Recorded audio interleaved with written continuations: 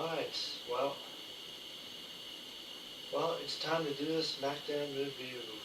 It's a little late, had a few things to do, so, but, better late than never.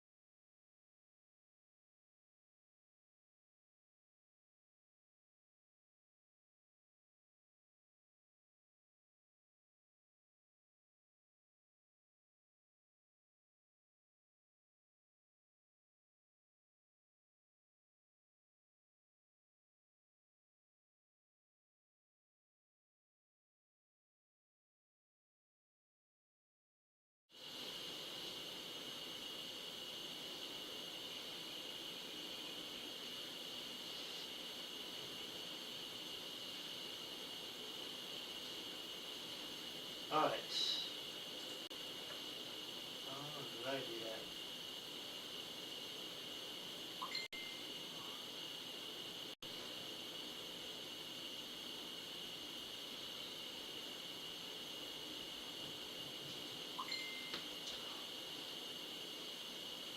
So they opened up Smackdown. Um,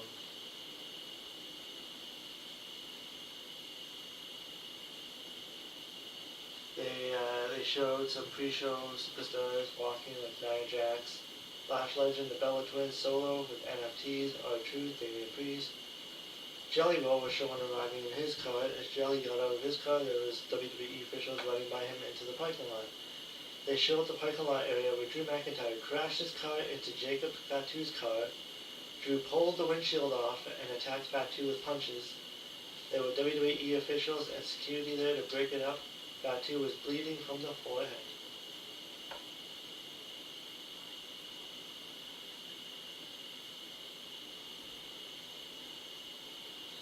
And then Chaos on Smackdown again with Drew McIntyre attacking in a parking lot. They showed it when Drew's car was next to Fatu's. Drew didn't actually hit him while the cars were moving.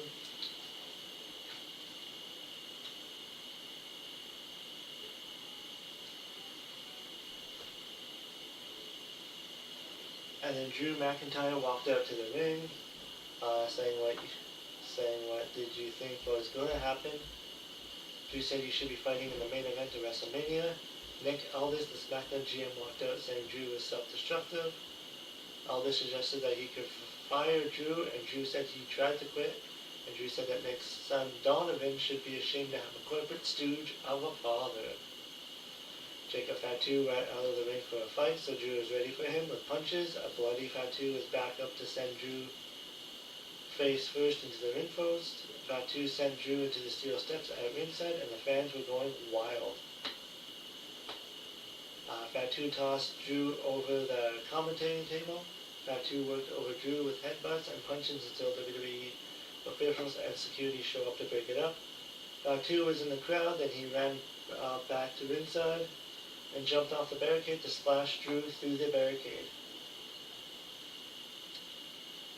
And yeah, the table broke and chanting Fatu for him. This segment was great. I like this segment. I like I like that they're actually building up for WrestleMania. Drew's intensity is good, and Jacob Fatu's getting cheers. He's getting a reaction from the crowd, so that's good. Yeah. So, and yeah, Drew and Jacob Fatu's promo work is good, and Drew's I like Drew as a heel, like his intensities for promos are like really good. So that opened up the show. And then the next match was the Tag Team Championships, MFTs, Tama Tonga versus JC Mateo versus Damien and R-Truth.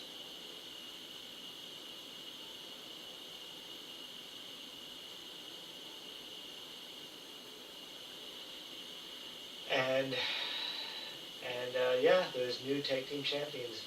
The unlikely duo of Damian Priest and R-Truth. They had a makeshift tag team and they put the titles on Damian Priest and R-Truth. Out of all the teams they got, that's what they chose. Don't know why, but that's what they chose.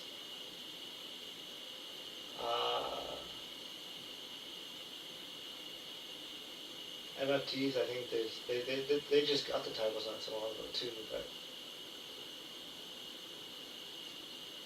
this match went 9 minutes, so R-Truth did his attitude adjustment on Tama for the pinfall win after 9 minutes.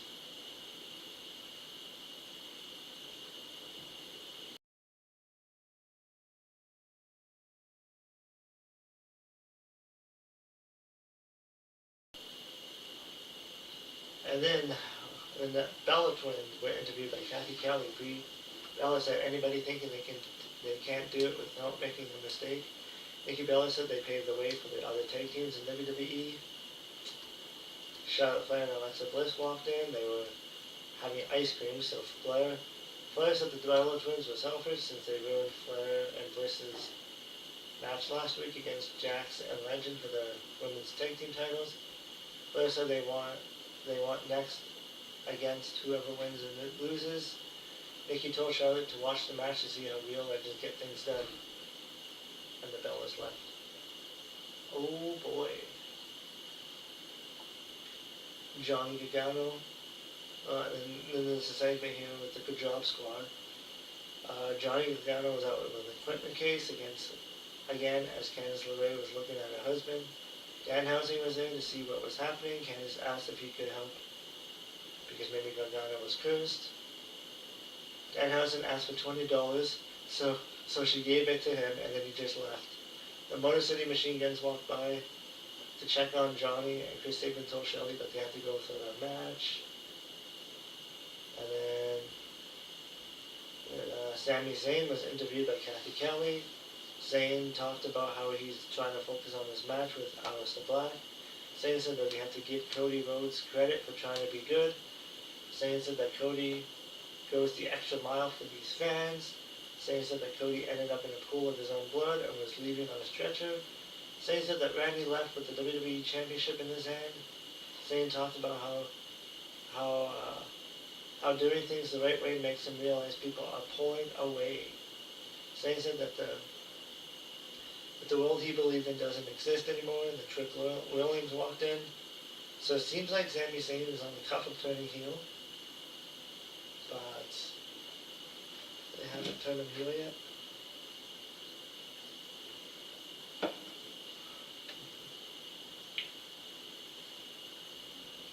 And then Trick says he'll check his schedule. If he has time, he'll watch Sami Zayn's match. Trick told Zayn that maybe he'll give some pointers. They laughed about that, and then he told Trick to get a good look. So next up was Fraxium versus Motor City Machine Guns. This match went about 8 minutes. And surprisingly, the Motor City Machine Guns actually won a match. They won a match, but that's because Candice LeRae came in the aisle watching. Candice LeRae was in the aisle watching the match, and then Axiom and Frazier each has two suicide dives in a row. Shelley pulled Axiom out of the ring. Frazier tried to pin Sabin, but Sabin kicked out, and then Candice LeRae punched Frazier. The referee never saw it, and then Sabin did a roll up of doom to get the pinfall win.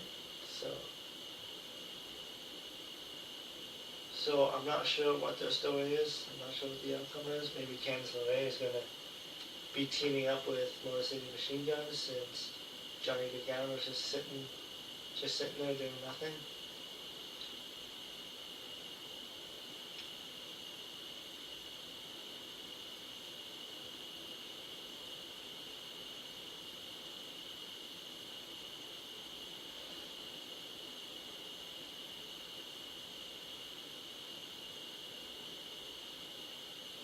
But yeah, I mean, it kind of made this Motor City Machine Guns look weak by getting the first win by that, but they haven't really booked the Motor City Machine Guns all that great.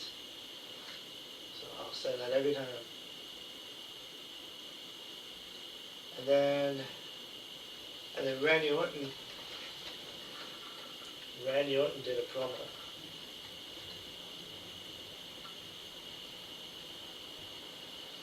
And I thought this promo was really good. It reminds me of the old 09 Randy Orton.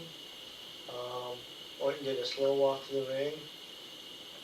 Orton sat on the chair in the middle of the ring with the microphone in hand. Orton said for years now, the fans have been singing along with his entrance.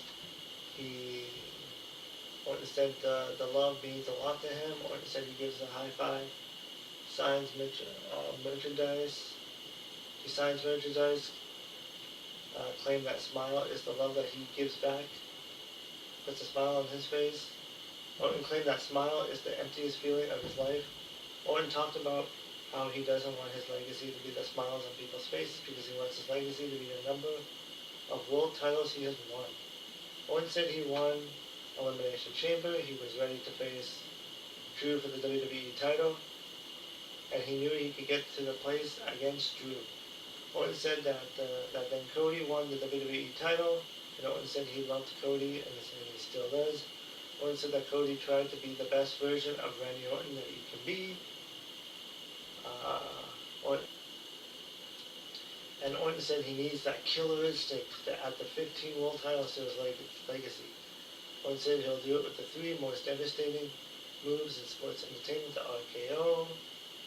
Orton talks about how he hears voices in his head, they counsel him, they understand, they talk to him, just like his theme song. They told him he's going to beat Cody Rhodes for the WWE Championship. Orton repeated that the voices told him he was going to beat Cody Rhodes for the WWE Champion. He's going to do it in the main event of WrestleMania.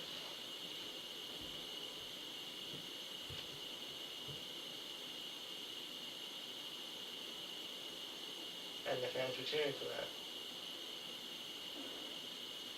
And then Randy Orton was showing walking backstage at Las Garza, and Ray Phoenix looked at him without saying anything. And then Matt Cardona stood up to Orton. Matt asked what Orton did last week, and Cardona said he's known them for decades. Orton told Matt to go play with some action figures, and Orton called Matt a mark nerd, among other things. Orton hit Matt with a forearm and told him to stay out of Orton's business. So next up was Sami Zayn versus Aleister Black. This match went 10 minutes. It was a decent match. Aleister Black got the win. So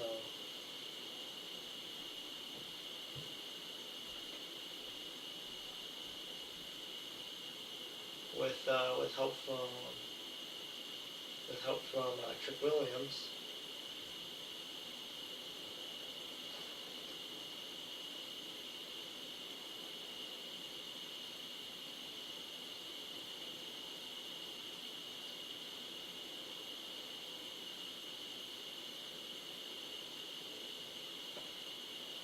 And then Matt Cardona spoke to GM Nick Aldis saying, let me face Randy Orton in the match. Aldis said that you can have the match tonight because we all saw what Randy Orton did to Cody last week. Cardona was frustrated. Camilla Hayes approached Smackdown about how to the GM and asked how he heard that the open challenge was closed for tonight. Aldis said it was closed because a man made case for that title shot.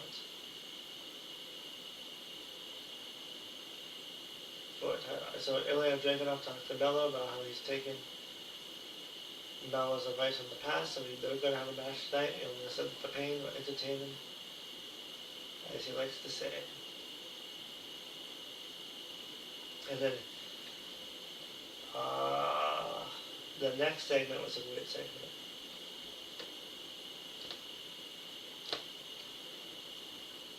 And it involves Jay Cargill, which of course.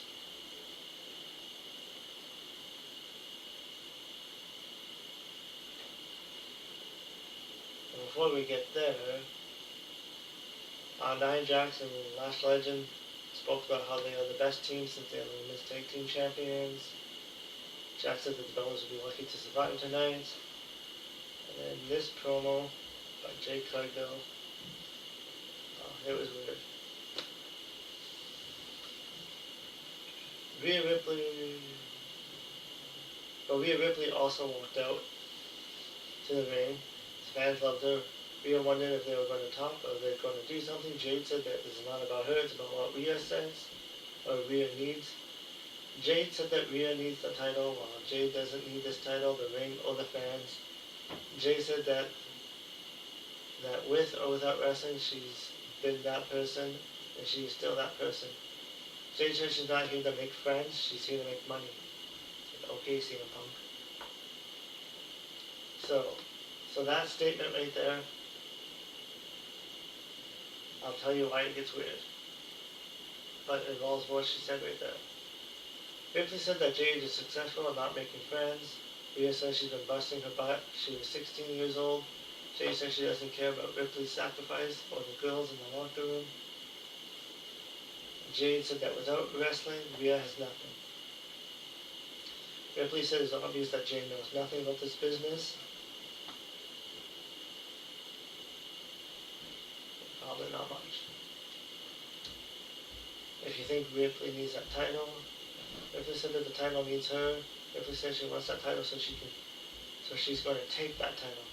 And Ripley said that why she's giving Jade a big WrestleMania match, so welcome to the big leagues. Ripley dared Jade to hit her and even let Jade fire the first shot. Jade said no, and Jade said on her tongue.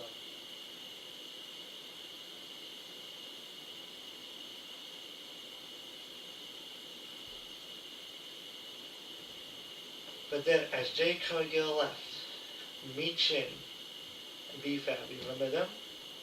Yeah, because Michin just had a feud with Jade Cargill not too long ago, and they lost. Right? So, you would think, oh, they will attack Jade Cargill. Nope. Michin and B-Fab walked down to the ring to make Jade get into the ring. Jade smiled at Michin and B-Fab so it looked like they were allies. Ripley was all alone as she super kicked B-Fab. Michin had a kendo stick and hit Ripley in the ribs. B-Fab and Michin beat up Ripley with punches. B-Fab and Michin helped Ripley, so Jade hit a super kick, and she hit Jade on Ripley, and I guess that's their new friends now. After she just said she's not here to make friends. And considering that Michin and B-Fab hated Jade not too long ago,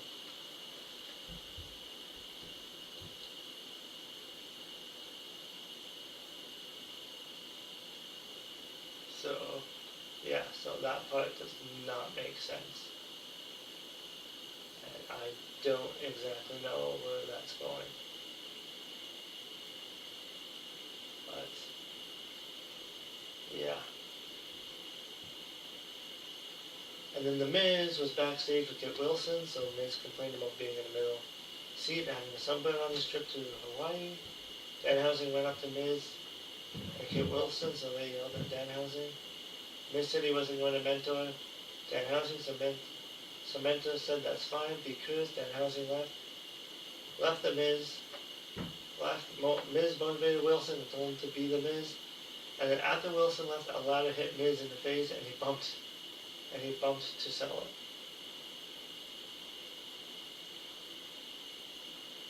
And Solo was really angry with his group about losing the tag team titles. Thomas suggested that Solo give the Wyatt back, the lanterns back. Thomas said you haven't sounded like yourself. Thomas said you're starting to sound like Roman. Cole said, what did you say? Drew McIntyre, Jacob Fatu suddenly came on the screen and they were fighting in the background. Drew put his finger in Fatu's eyes. Security showed up to break it up. So I'm not sure what that little skit is, unless they're planning on turning the NFT's face. I mean, they haven't really done much with that group lately.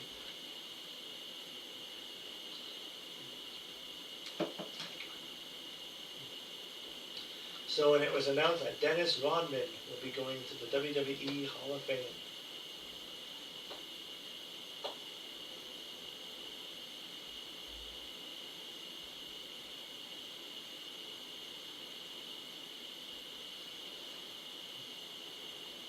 So Kamala Hayes versus Ilya Dragunov for the U.S. title. This is probably the best match of the night. This went 16 minutes. And Kamala Hayes match. This match felt like a pay-per-view match. So these two have good chemistry together. There's a lot of near falls. It was very physical the whole way, and yeah, there's times where you actually might think that there's going to be a title change.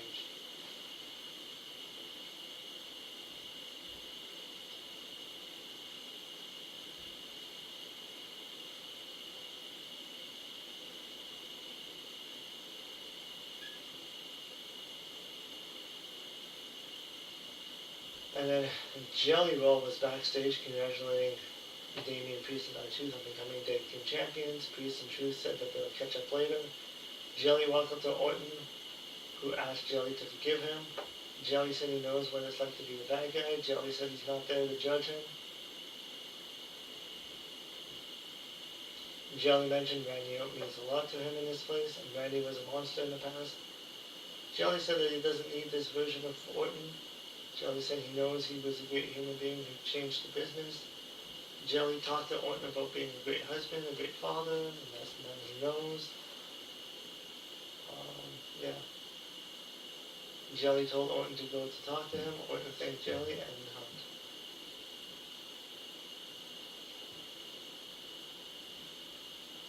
So then Kit Wilson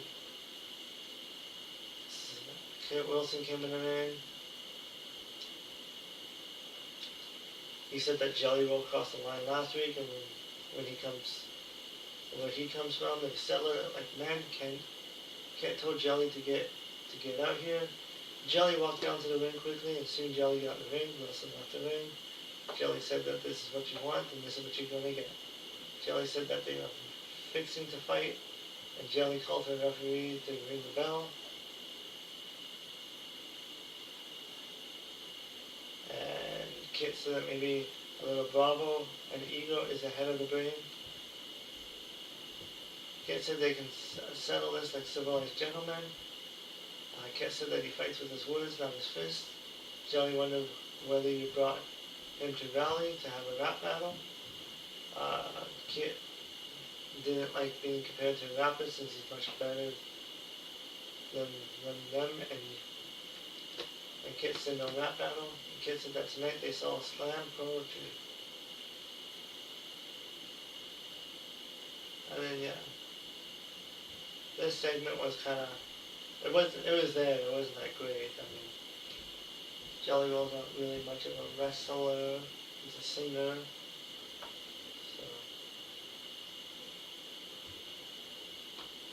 Kit read a rap mocking Jelly for having face tattoos from the past. Kit kept on insulting Jelly and said at least we have proof that Ozempic did work. Kit mocked Jelly, saying he regrets for losing 300 pounds because maybe now he can see a little Willie. Jelly said that he didn't bring a little book, but he may have something for you. Jelly claimed he didn't need to see his Willie because Kit's mother sees it for him. And yeah, bunch of corny, cheesy jokes.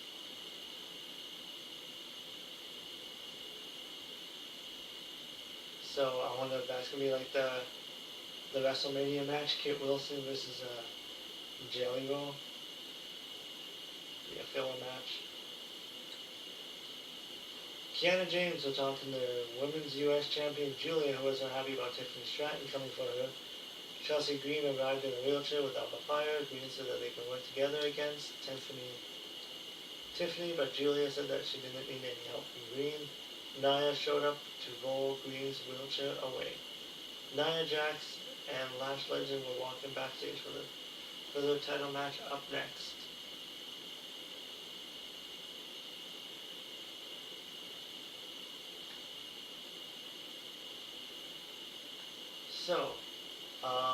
So women's tag team championship match for the women.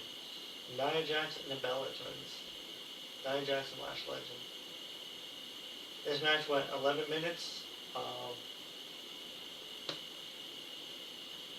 This match, the U.S. Force won by DQ after Flair got involved and punched Jax, so the referee called for the DQ.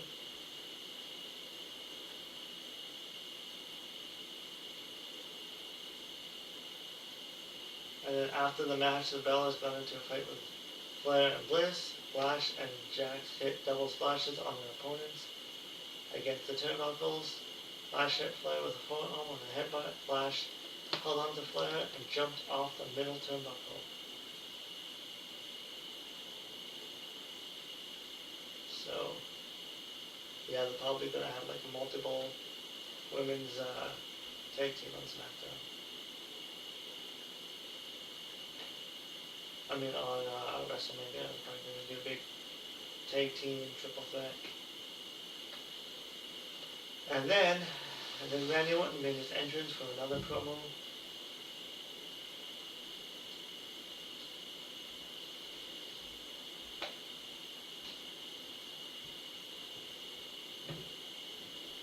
First of all, Randy Orton was backstage talking on the phone. I think they on Raw that they have that segment. And he said he's going to go to the ring and fix it. So Orton greeted some fans along his way to the ring while holding a steel chair in his hands. There was a replay of Orton punching Matt Cardona earlier. Orton did a promo saying he was there to issue an apology to the fans and also call out Matt Cardona so Orton could apologize. Matt Cardona was in his ring with his ridiculous tan. Orton said he's been out of his head for the last few weeks. Orton said he thinks action figures are cool, he plays video games, and he knows Matt for 20 years. Orton said he was stoic and asked Matt if he would forgive him. Orton hugged Cardona and Cardona hugged him back. They shook hands as Orton kicked Cardona in the groin. And Orton hit the RKO. Oh, so there was a bit of a swerve there. Orton then threw Matt out of the ring and Orton cleared off the commentating table. Orton moved over Matt with punches. Orton had to steal steps with him and was going to do more damage, but WWE officials, referees, and security were there to calm Orton down.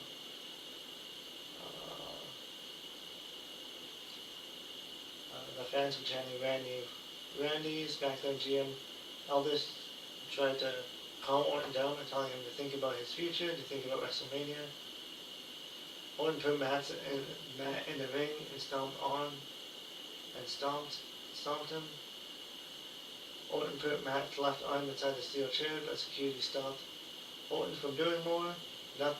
Nobody took the chair away, of course. So Orton paused and Orton stomped on the steel chair, and that was on Matt's left arm.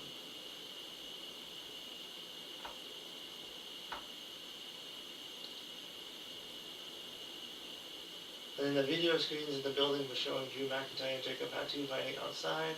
Smackdown GM and the security guys went over there to the arena while Drew and Fatu were fighting, and they were on some platform that was 15 feet high, and they took big back bumps off the platform, and we never saw where they landed. But the idea was that they took huge bumps there, and that was the end of Smackdown.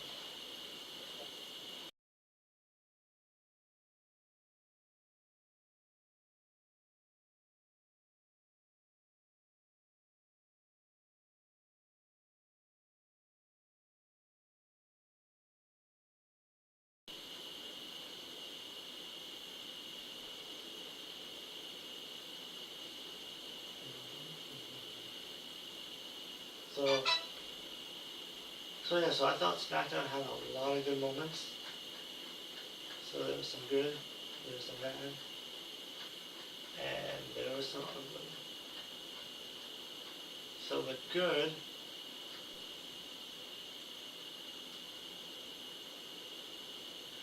well, I'd say there would be two goods.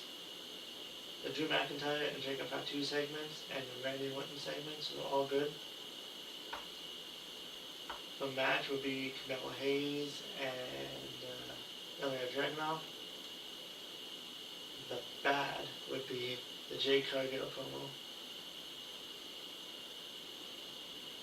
And the ugly, actually the ugly would be the Jade Cargill promo. And then the bad would be anything involving like the Job Squad at this point.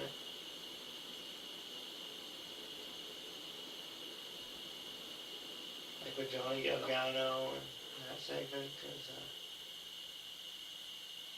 yeah. So that was Smackdown, everybody.